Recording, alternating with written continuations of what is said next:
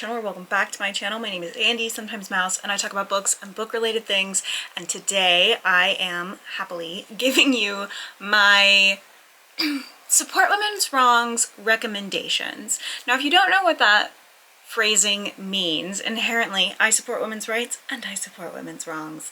This is often used in media as a means of, you know what she did was wrong in the eyes of the law, but in the eyes of my heart, she was justified. It's things like that. Sometimes it would classify as a truly bitchy character, but for me personally, the bitchy character also has to do evil or illegal things to better themselves, or their community, or, you know, depending, like, it depends on their motives, right? It has to include that as well. The actions have to also be wrong in order for me to personally consider them in this category. Of course, that's totally subjective, but that is how I personally define this very niche category of books. Now, if you watched my video last month, you know that I spent 24 hours in a week reading only my friends' recommendations, and it was specifically so that I could have some variety, some spice to the top 10 that I'm about to provide you today. Otherwise, it was just going to be the books that you've probably heard me scream about a million times already, because I do happen to love this specific subset of books quite a lot. So, I am going to break these down into kind of genres and like subgenres. 3 categories. I have thriller, fantasy / sci-fi. So like the main theme is thriller, but then there's some fantasy aspects or sci-fi aspects to it, and then fantasy itself, where it is a fantasy book. It might have thriller aspects as an underlying subgenre, but its predominant is fantasy. Those are the only genres I have for you. I tried to not have horror, straight up horror. As much as I love horror, and as much as I think horror represents this genre really well, especially like Final Girls and that kind of thing, I know that horror is not everyone's cup of tea, so I tried to kind of stay away from horror for this as well. Okay, let's get going. Let's start talking about books, shall we? First up in the thriller category, we have a book I don't shut up about. I talk about it all the time. That's going to be They Never Learn by Lane Fargo. This book has 2 separate stories in it. One about Carly, who is a student attending school and not having the greatest time, who also has a history of an abusive father, and then also a professor named Scarlett, whose whole MO is killing rapists. So, not just her, she kills her rapist, she kills everybody else's rapist. She's just awesome. So I very much support her wrong. This is a queer thriller. It is, like I said, one of my absolute favorites. The twist in this book still floors me to this day. I think about it frequently. It is very, very good. I can't even hint at what the twist is or it will ruin the book, but it is top 10, one of my favorite books of all time. And so of course it's going to be on this book as well, because our main characters do wrong things and I still support them. Next up, we have The Husbands by Chandler Baker. Now, I met Chandler Baker last year, last November at the Texas Book Festival, and she is just this bubbly, super nice person who also talked about how much she enjoys writing about copious amounts of blood. So, I love that!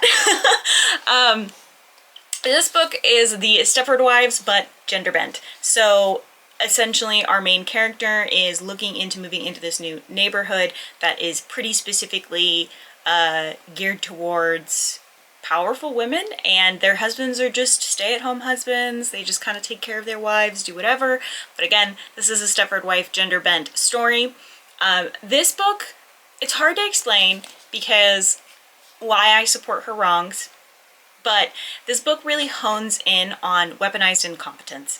And if you don't know what that is, it's essentially going, well, I don't know how to do that. I can't help because I don't know how to do that. Or doing something, like being asked to do something and then doing it wrong so that you never get asked to do it again. That is weaponized incompetence. And this book really hones in on that and the imbalance often in cis heteronormative marriages, especially with parents to children, and that imbalance of expectation of invisible labor. And I think that this book does a really good job of showing that while also having a humorous look at what a gender-bent Stepford wife situation would be. Next up, and this was one that I read specifically in my recommendations video, or my 24-hour read, whatever, and this was recommended to me by Lexi, and that is going to be Foul is Fair by Hannah Capin. Kill Your Rapist. There is a girl who had a really terrible thing happen to her. Massive trigger warning on this book, by the way. Actually, massive trigger warning on the next 2 books. Cannot emphasize enough. Massive trigger warning. Our main character essentially had something really horrible happen to her, and so she changes her identity, and her whole plot is revenge. This book is manic and fast-paced, and I enjoyed it so much, and I think that it did a pretty good job of showing, like, yes, revenge is definitely a form of healing, but maybe not the best form of healing, but still an option, but maybe don't do that. You know, I enjoyed that greatly. It is a young adult book, so it is not too graphic, but it is still a bit of a trigger warning on that one. Next up, we have the Mindfuck series by S.T. Abbey. Now, let me tell you something. These books are written badly. Let me just disclaim that right out the bat. So, typos? Hella. Also, though, the author's dead, so it's not like a whole lot we can do about it, okay? May she rest in peace. Also very clever for her pen name for her dark romances, which I don't personally call this a romance, but anyway, to be S.T. Abbey. Stabby. Yeah, anyway. This is about a serial killer who's just getting a revenge on people who did terrible, horrible, graphically detailed things to her and her brother. And so, do I think she's wrong? Not really, no. And the FBI agent that she's dating, who's investigating her, but he doesn't know that he's investigating her, but he's investigating her. This is like if Dexter was a girl with revenge and was valid. Unlike Dexter the show. I did enjoy Dexter the show, don't get me wrong, but yeah, also again, massive trigger warning on that book. Very fun for me to read. I've read it twice now and I enjoyed it greatly. Also, these books are snack size. These books are all under 200 pages long. There's 5 of them. I think they have an omnibus, is that what that's called? Where it's all of the books in one. I would just get that personally, because then it would be like 500 pages maybe, and some change. The books are really short. So that is it for the thriller category. Now we have thriller and then the subgenre of fantasy or sci-fi. First up, we have Not Even Bones by Rebecca Schaeffer. This is, yet again, a recommendation from Lexi. It is a young adult fantasy thriller, and it has really interesting usage of cryptids and who they are in lore. I feel like it did a really good job of referencing those. I was kind of surprised at that representation. I thought that was really well done. I also think the author did a really interesting job of talking about the different forms of Spanish. I thought that was really interesting as somebody who's currently studying Spanish, but that's not relevant to this video. I just thought it was interesting. She and her mom cut up other cryptids to sell them on the black market, sell their parts on the black market, because some of their body parts can make you live longer, can change your skin and make you beautiful, whatever. But our main character doesn't enjoy this. She enjoys the clinical, methodical effort of dissecting, but she doesn't necessarily enjoy doing evil, bad things, especially for the black market, and she believes in the greater good and attempts to escape, and then essentially gets put on the black market herself. And then it's about her escape. This is a series. I have not read the other books. I cannot confirm or deny if the other books are good, but I am interested in reading them, so we'll see.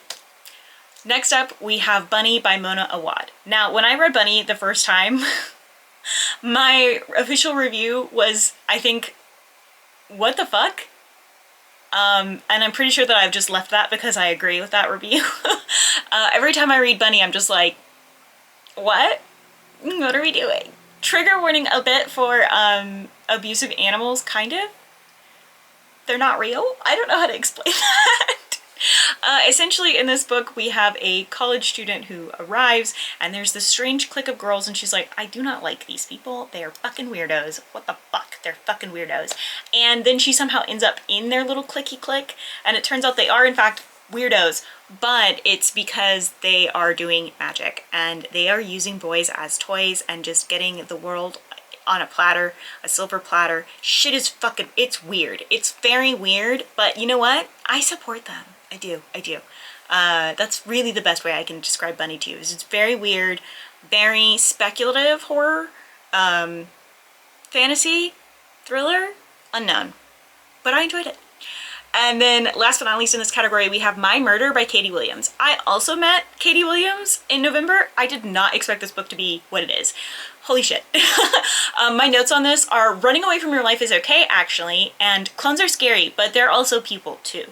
So this book is a little bit tricky in that there are many women's wrongs that I support in this book, but especially, I don't know, I don't want to ruin the book, but our main character is a clone who is investigating her own murder. In this era, there were a bunch of women that were serial killed, and they cloned those women so that they could continue to live their lives, but they would not have the memory of who murdered them. And so our main character does not believe that the person who's behind bars is who murdered her, and so she is investigating that. It's really interesting because you're like, no, this is suspicious and this is weird. It also talks about the ethics and morality around things like video games based on actual real life crimes and true crime content as a whole, and how kind of predatory a lot of that is. And I think that the way that this did this was, if you've never thought about that. Okay, now that we're not being bombarded by Bluey in the background, sorry. Anyway, what was I saying? Okay, if you are not necessarily aware of that as a conversation and as a concept, the way that this is pretty subtly brought in, I think does a really good job. And I do support the women's wrongs in this book. Next up, we have the fantasy category. So this is a lot of like, our main character, she's not a good person, but I love her anyway, you know? And she maybe doesn't do great things, but I love her anyway, you know? First up, we have Beyond the Ruby Veil by Mara Fitzgerald, which, total transparency, I fucking hated the sequel. So I will give that transparent answer. I do think I need to reread both of these books though, because I might change my mind. I might have a little bit of a different opinion about the sequel. I think I was in a funky place. But in this book, it's been such a long time. Ragno is a socialite who plays by her own rules. In this world, the only source of water is the water Kriya, and the way that they continue to get water from the water Kriya, he uses magic, and that magic has to use blood, so it makes water from blood. If they get an omen on their skin, which is a bruise of some kind, then they have to be sacrificed to the water Kriya. Emanuela had one from the time she was a toddler or a child, I think, and just said, nah, fuck you.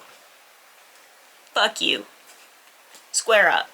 And essentially is going to marry her bestie, who she's been betrothed to since she was a child, and on her wedding date, they're both gay. They're both gay. It straight up says it in that they're gay. It's on paper. Gay. She goes to get married, and the water Kriya shows up and says, you bitch, you belong to me. And she goes, fuck you. No, I don't. Which causes chaos for everybody involved. So I really enjoy Emanuela's audacity to get whatever she wants and do whatever she wants. She is both very annoying and frustrating, but I still love her nonetheless. Next up, we have Little Thieves and also Painted Devils by Margaret Owens. I'm only going to hold up Little Thieves because I don't want to hold up two books this whole time. Little Thieves is about our main character who, it's a Goose Girl retelling, so essentially she switches places with, she's like the happy little servant of a girly, and then she switches places with her. But she has been a thief this whole time. She has been committing crimes and stealing from others. And she loves that for her. She loves it. But then really fucked up shit starts happening. Doesn't love that so much. And also, this really hot investigator starts investigating her, and she's like, I have a lot of feelings about this, and I really don't know how to deal with them. Thank you. Also, her moms are Death and Luck, I think. Maybe? Vanya. Fortune, not Luck, sorry. So, Vanya's godmothers are Death and Fortune. And it's good. There's found family in this. She's a sassy kind of little bitch, but then you kind of find out why, and the things that she's doing aren't great, but you also kind of understand why, because like being poor sucks. The sequel is equally good. The sequel, I would say, is more on the, Vanya is equally chaotic, but it does lean a little bit more into the romance aspects that this book has less of. However, it's very, very well written because it is very clear that these are both teenagers and they're fumbling and they're embarrassed and it's hard, and I love that was represented in this book instead of how it's been represented in YA recently. I think this was well done. That's not a women's wrong, that's just a personal preference, but these books are incredible, and I do love our sassy main character. I think that she deserves the whole world. Last, but most certainly not least, on the entire list, because this is just the top 10, we have A Dowry of Blood by S.T. Gibson. Now, this is a book about a vampire master and his spawn, and how they sort of like get together romantically, and they do eventually, you know, murder him, and he deserves it. That's not like a spoiler or anything. He deserves it though. You kind of read along in this journey as like you both are, as like the spawn is romanced by the master and finds moments of love while also being absolutely fucking horrified by him, which I think is an interesting conversation around abuse and trauma bonding with your abuser. And that is the correct way to use that term, BT dubs. Yeah, I think it is a fantastic book. I really want to reread it. I haven't read it in a hot minute. I read it as an ARC ages and ages ago, literally years ago. It was before Bella bought her house that I had lived in for 2 years with her. So yeah, it's an incredible book. I enjoyed it a lot. I think that I need to reread it, but I do support women's wrongs in this book, both because the character is a little bit sassy and grumpy and whatever, but also because I do support her wrongs.